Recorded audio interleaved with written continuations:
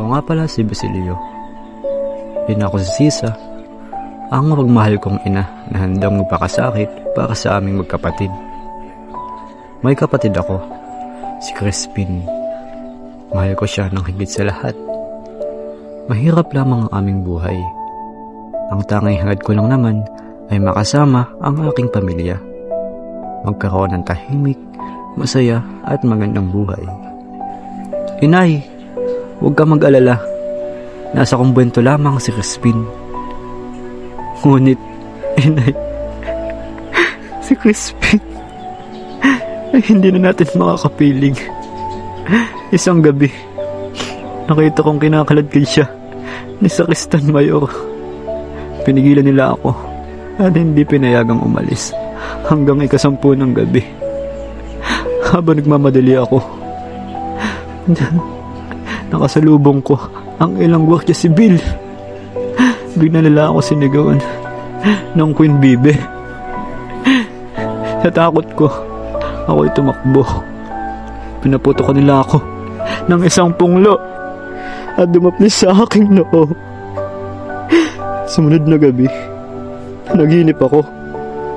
Nakita ko si Crispin na nagtatago sa kura. Hinampas siya ng yantok.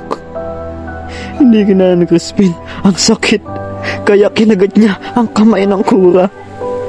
Sa galit, sinunggaban ng Sakristang Mayor ang tungkod at pinalo si Crispin ng ubod lakas. At ayun ang sanhi at dahilan ng kanyang pagkawala. Crispin,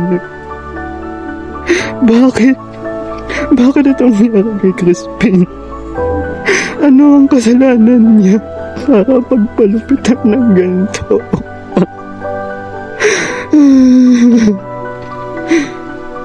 Sa buhay, maraming kawalang katarungan. Pero hindi dapat tayo magpaalipin. Kung alam mong nasa tama ka, ipaglaban mo ang iyong karapatan at mga pangarap.